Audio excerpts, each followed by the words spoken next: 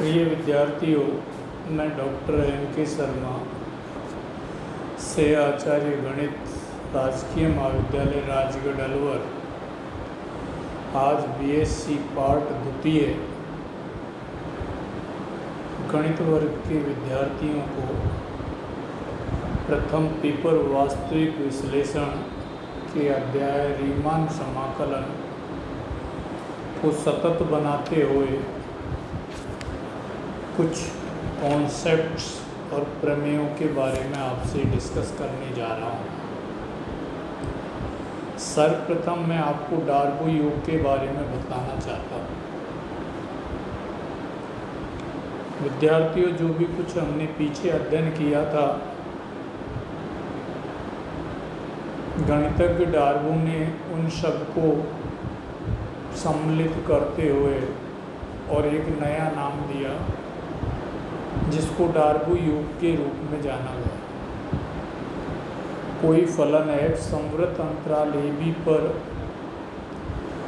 परिभाषित तथा परिबद्ध है। संवृत अंतराल AB का कोई विभाजन P बराबर ब्रैकेट में a बराबर x0, x2, x3 xn बराबर b है, तो ऊपरी डार्बो योग को हम UFP के द्वारा व्यक्त करते हैं और निम्न डार्बो योग को हम LFP के द्वारा व्यक्त करते हैं। UFP अपर डार्बॉक्स सम और LFP लोअर डार्बॉक्स सम। ऊपरी डार्बो योग ऊपरी प्रबंधों से संबंधित होता है। ऊपरी प्रबंधों का जो निम्नतम होता है वो उच्चक होता है और निम्न प्रबंधों का जो अधिकतम होता है वो निम्नक होता है। तो UFP का मान अपने पास में समेशन 1 से लेके n तक कैपिटल MR डेल R बराबर, अगर हम डेल R का मान यहाँ रख दें तो समेशन 1 से n capital MR XR minus XR minus 1। इसी प्रकार से निम्न डार्बो योग समेशन 1 से n small MR del R इनका मान रख देते हैं। UFP और LFP को हम ऊपरी और निम्न रीमान योग भी कहते हैं।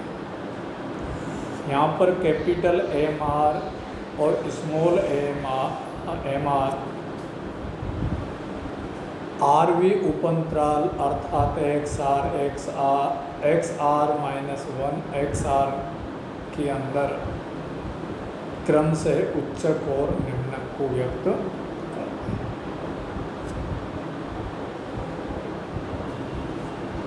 चूँकि प्रत्येक अंतराल के अंदर जो MR निम्नक जो होता है वो सदैव उच्चक से कम या उसके बराबर होता है, अतः LFP सदैव less than equal to UFP होगा प्रत्येक विभाजन के लिए। इस अध्ययन के ऊपर आधारित एक प्रमेय मैं आपके सामने ले रहा हूँ जिसका कथन आपको यहाँ दिया हुआ है। कोई फलन f अंतराल AB पर परिभाषित एवं परिबद्ध तथा वास्तविक फलन है तथा स्मॉल m और कैपिटल M f के AB में क्रमशः निम्नक एवं उच्चक है। तो आपसे सिद्ध करने के लिए बोल रहा है कि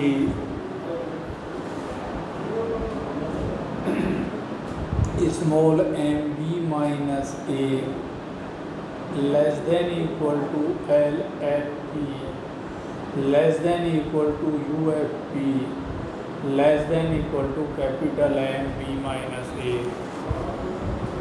for all P belongs to P. इसको प्रमाणित करने के लिए हमको सर्वप्रथम संवृत अंतराल ए बी का कोई विभाजन कैपिटल पी बराबर x0, x2 डॉट xn मानते हैं। इसमें एक उपअंतराल आई आर जिसको XR - 1 XR से व्यक्त किया गया है के रूप में, इस आई आर में एफ के कैपिटल एम आर और स्मॉल एम आर क्रम से उच्चक और निम्नक, साथ ही ए बी में एफ के उच्चक और निम्नक कैपिटल एम और स्मॉल एम। अतः हम जानते हैं कि small M is less than equal to M R less than equal to capital M R less than equal to M. इसके प्रत्येक अवयव को अपन डेल आर से गुणा करके समेशन 1 से लेके एन तक अप्लाई कर देते हैं। टॉप लेफ्ट जो है वो एम बी माइनस ए बन जाता है, इससे अगले वाला एल एफ भी बन जाता है, इससे अगले वाला यू एफ पी बन जाता है, और राइट टॉप राइट जो है एम बी माइनस ए बना। ये कैसा बना उसको अपन ने थोड़ा आपके लिए यहाँ पर दर्शा रखा है। आप देखोगे कि summation M del R small को यहाँ पर विस्तृत करके बतलाया, और ये आपके पास में इस तरीके से, और यहाँ से ये प्रमेय अपने आप ही ये प्रमाणित हो जाती है। एक अन्य प्रमेय और मैं आपके पास में ले रहा हूँ। यदि P1 और P2 अंतराल ए बी के कोई दो विभाजन हैं तो सिद्ध कीजिए L F P1 less than equal to U F P2। Second प्रमाणित करना है L F P2 less than equal to U F P1,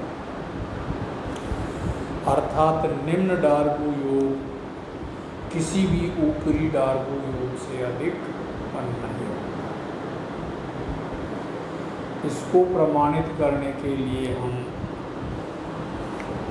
जो संवृत अंतराल दिया हुआ है उसके दो विभाजन P1 और P2 लेंगे। इन दोनों विभाजन P1 तथा P2 का कोई उभयनिष्ठ विभाजन P1 यूनियन P2 है, तो स्पष्टतः P1 contained in P1 union P2 एवं P2 contained in P1 union P2। अतः P1 यूनियन P2 विभाजन P1 तथा P2 का सूक्ष्मतर विभाजन है। अतः हम जानते हैं L F P1 is less than equal to L F P1 union P2 तथा L U F P1 union P2 less than equal to U F P2। समीकरण 1 और 2 को जब हम मिक्सिंग करते हैं तो समीकरण नंबर 3 हमको प्राप्त होता है। जिस प्रकार से ये प्राप्त किया था इसी प्रकार से हम समीकरण नंबर 4 को भी प्राप्त करते हैं। अब हम समीकरण नंबर 3 और 4 से जो प्रमेय में हमको प्रमाणित करना है उसको सरलता से देख के यहाँ पर लिख सकते हैं। अर्थात L F P1 is less than equal to U F P2 तथा L F P2 is less than equal to U F P2। इससे आगे एक प्रमेय और मैं आपके सामने ले रहा हूँ। संवृत अंतराल ए बी पर कोई दो फलन f तथा g परिभाषित एवं परिबद्ध वास्तविक फलन है, तो अंतराल के किसी विभाजन p के लिए हमको जैसा प्रमेय में दिया हुआ है वैसा से दिखाना। दो भाग हमको से दिखाना। विद्यार्थियों, अभी थोड़ी देर पहले अपन ने एक प्रमेय किया, इस प्रमेय को भी बिल्कुल उसी की मदद से हम प्रमाणित करेंगे। ये आप स्वयं कीजिए। अब मैं आपको कुछ परिभाषाओं से और परिचित करवाने जा रहा हूँ। ऊपरी रीमान समाकलन तथा निम्न रीमान समाकलन। हमने जब ऊपरी डार्बू योग और निम्न डार्बू योग परिभाषित किया तो स्वाभाविक है कि ऊपरी रीमान समाकलन और निम्न रीमान समाकलन भी हमको परिभाषित करने पड़ेंगे। निम्न डार्बू योग के समुच्चय का उच्चक। विद्यार्थियों, जितने अपने पास में उपअंतराल होंगे